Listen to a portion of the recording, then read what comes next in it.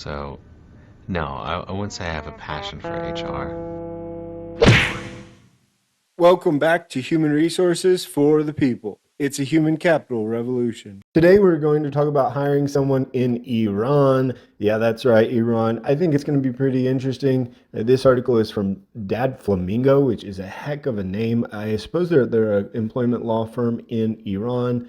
I'm really interested to discuss some of the differences and some of the similarities between Iran and the United States with respect to employment law. So let's get into it. So to start things off, there are no prohibitions or restrictions on background checks. So that mostly tracks with the United States. The United States has, for one, has a bunch of local laws, which prohibit various background checks or only when needed. However, federally, there aren't really any prohibitions, but there are a lot. There are a lot on the state and local level. Beyond that, there are no prohibitions on medical exams, and that's another interesting change or an interesting difference between it and the United States. There is no effective prohibitions in the United States, but there are a lot of reasons why you wouldn't do a medical exam, specifically surrounding cost, whether or not it's necessary, as well as everything else. I mean, there's a lot of reasons why you wouldn't do one.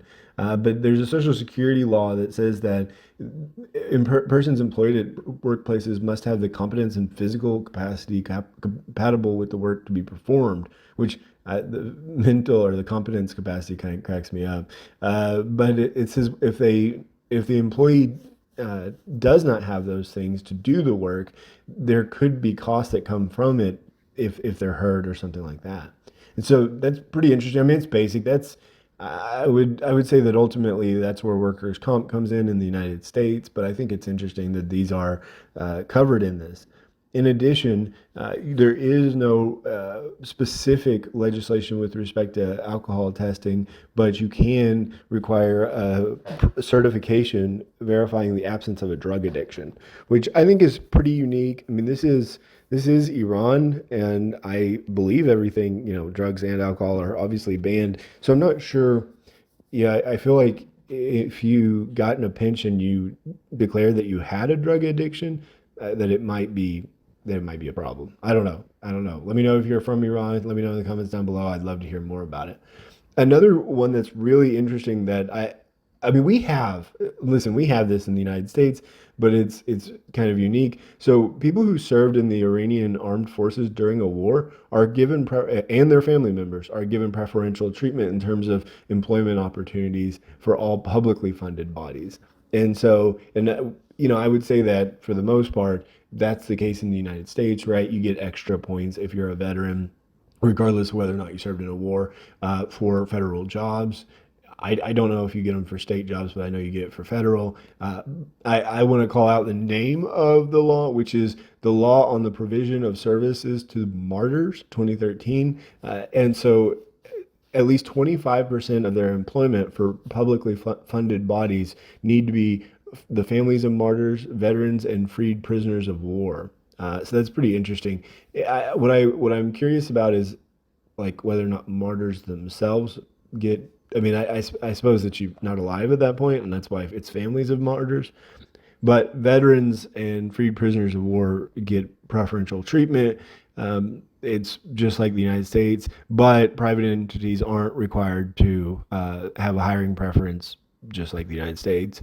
And so there are elimination of discrimination, promotion of equality laws. They're all over the place, but for example, a law passed in 1992 emphasizes the necessity of non-discrimination between men and women concerning the conditions of access to employment, wages, and benefits. That's not something you expect to see or that's not something you expect to know about Iran and the West, but it's true.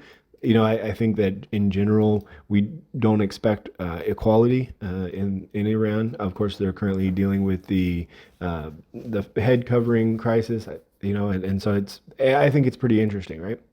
There is an employment contract that's written or oral, and it describes the defined work for an employer for a definite or indefinite period in return for wages.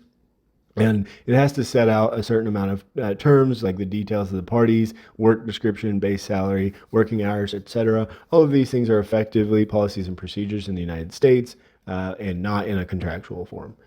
The next one up is probationary periods. I think that the difference here is kind of interesting. So you can't have more than 1 month probationary period for unskilled and semi-skilled, and you can't have more than 3 months for skilled professional employees. So I feel like that would make people cycle pretty quickly. If you get an unskilled worker that you're not certain about with respect to their employment, you would just cycle them out. You would move on from them. However, if the employer terminates the agreement, the all months must be paid for the probationary period, which is pretty interesting. I think that's pretty difficult. In addition, their description of what distinguishes an independent contractor from an employee is very similar to the United States. So it's fourfold. The principal distinction between an independent contractor and an employee is that an employee is subordinate to the will and instruction of the employer. That's exactly like the United States. Um, Second, an employee is on a business's payroll, so the employer pays the employee their hourly wage or salary, while an independent contractor is self-employed and earns income by invoicing. That's the same in the United States. It's really in the United States that's more of a way that you can know whether you're not a contractor. It's not a definition. Third, an employee generally completes the work on the premises of the employer using the employer's tools and equipment, whereas an independent contractor provides their own equipment and will be responsible for supplying its own office space.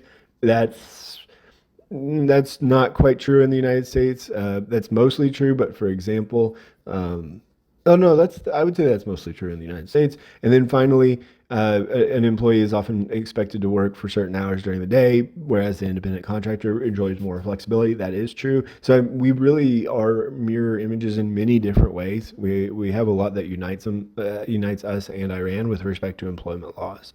I find that fascinating. Finally, there are no legislation governing temporary staffing through recruitment agencies, and I wanted to include this here, but because this is actually something really interesting in my studies of comparative human resources of comparative employment law. Generally speaking, post-colonial countries often have temporary staffing laws that are significant, advanced, and involved. But here they don't seem to have that at all, and that's interesting. I don't know why that is, but I think that again, compare that to, for example, Nigeria or a lot of Eastern Europe, where the definitions are very significant and the legislation is comprehensive. I find it absolutely fascinating. Let me know what you think in the comments down below. If you like stuff like this, please like, share, and subscribe. I do these videos pretty regularly, and I'll see you on the next one. Have a good one. Bye, guys.